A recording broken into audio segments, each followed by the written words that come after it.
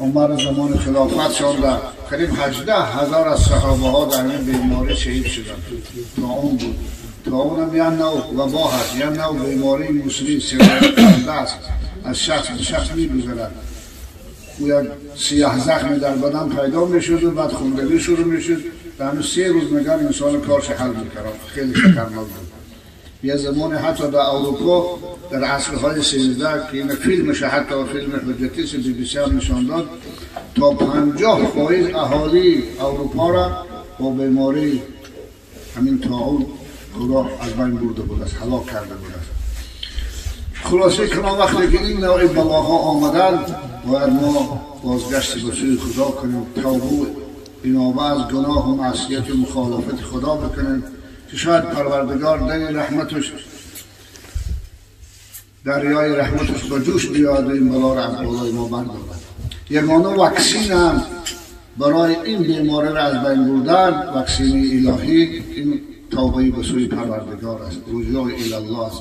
این واکسین های مختلفی که امروز کشورها ساخته ایستاده‌اند اینها اگر خداوند نخواسته باشد این ویروس از بین بردن اینا تاثیر موقتی دارد، حتی خودشان میگن 6 ماه تاثیر دارد، بعد 6 ماه با احتمال مبتلا شدن انسان به این ویروس هست. تا وقتی که این ویروس در کره زمین است خطر خلاص ابتلا به بیماری وجود دارد. بنابراین دعا کنیم که خداوند این ویروس بالکل از کره زمین بردارد. علیه این ویروس خداوند باید ویروس دیگری خلق کند که به کلی نابودش سازد. ما بنده های مومن همین است وظیفه ما. خوب خلاصه کلام محفل خیلی خیر است، محفل انشاءالله مبارک است، محفل است که برادر ما خدا نگهبانش و شکرالله دوستای خدا رو جمع کرده است برای خاطر خدا که حتی نه در اینجا توی هست و نه عقیقه است و نه جشنی است، فقط دیداربینی از دوستها و برادرها و دوستای خدا هست. به همین منظور یه محفل خالصانه و مخلصانه انشاءالله تشکیل نموده است. امیدوار هستم که پروردگار اجر این مضاعف در نامه اعمال صبر میکند و به همون اندازه به روح قبلگاهیشان و روح پدرشان خداوند میرساند و گذشته هاشان انشاءالله خدا روحشان از فرزندشان خرسند راضی میگرداند. پیغمبر خدا در حدیث میفرمایند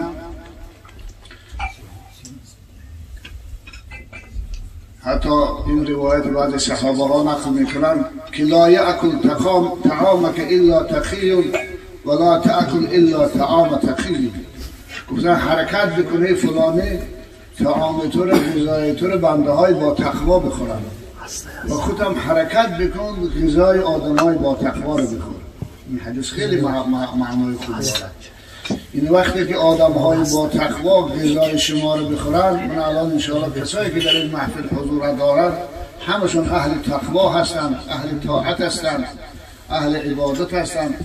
وقتی که این غذا رو میخورند با خوی این غذا البته کار خیر میکنند، عبادت میکنند، طاعت میکنند. در این عبادت و طاعت البته برادر ما شریک است تا وقتی که اون انرژی که اون قوه که از این غذا حاصل شده است و بنده صالح برای عمل صالح میکند انشاءالله در ثوابش میزبان ما هم شریک است. اما خودتان هم گفتن تمام آدم با تقوا رو خورید به خاطر آنکه با تقوا نان حلال دارد، غذای حلال دارد، غذای از حرام اسلام دینن و بالقرآن و بمحمد صلی الله علیه و سلم نبیا و بالقرآن اماما.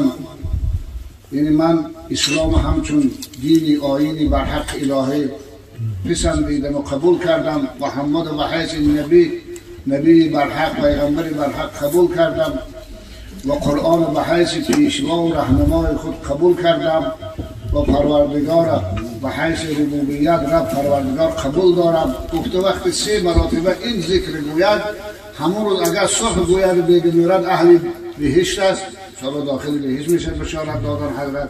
اگر شام بگوید داخل چی؟ جنت میشه. شام گوید تا صبح بمیرد با همین بشارت داخل بهشت میگوید. اگر صبح گوید و تا شام بمیرد داخل بهشت. بنابراین صبح و شام در جمله اذکار ذکر شام، صبح و شام این ذکر گفتن مستحب است. رضيت بالله ربا وبالإسلام دينا وبمحمد صلى الله تعالى عليه وسلم رسول الله.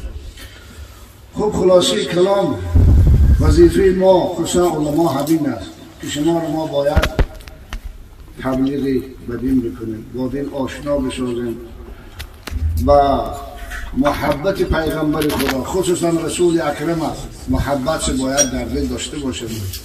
محترم جماعه الاسلام، در آیه سیرت رسول اکرم من اون دفعه من آمده بودم شما میلادنامه خوانده در وصف پیغمبر خدا، عجب شیرینی بود، عجب متاثر شدیم. ما با این دینم نائل نمیشدیم، برای خاطر اینکه ما با اسلام مشرف شدیم. حضرت چه جانها کند تا تو یافتی راه، سنن بگذاشتی بگزیدی الله. برای ما در محفل هامون همیشه میشینیم از خدمت های پیغمبر خدا ذکر کنیم. و حضرت مولانا در مثنویش میگه چند بود بشکست احمد در جهان، تا که یا رب گوی گشتن امتان. گر نبودی کوشش احمد تو هم، می پرستیدی چو اجدادت صنم. اگر میگه پیغمبر خدا را رحمتاش نمی بود، کوششاش نمی بود، کم بود، پرست و آتش پرست و مثل مردم آسیای شرقی خطای هند ببینید چی دینهای مثلا پستی دارن که آدم حتی نفرتش میگه وقتی که صحنه های اونها رو در تلویزیون تماشا میکنی و در برابری مثلا مجسمه ها میشنن زانو زده تعظیم میکنن یا خلاصه یک اعمال های شنیعی دارن. با شکرانه بکنیم تو خداوند ما رو مسلمان گردانه. و برای حضرت میگه گر بگوی شکر این رستم بگو، کذبتی باطن همت برهان او. اگر میخوای شکر خدا بگویی، شکری از بت پرستی و آتش پرستی نجات یافته نگو بگر. زیرا پیغمبر خدا ما را هم از بت‌های ظاهری هم از بت‌های باطنی. بت باطنی چی است؟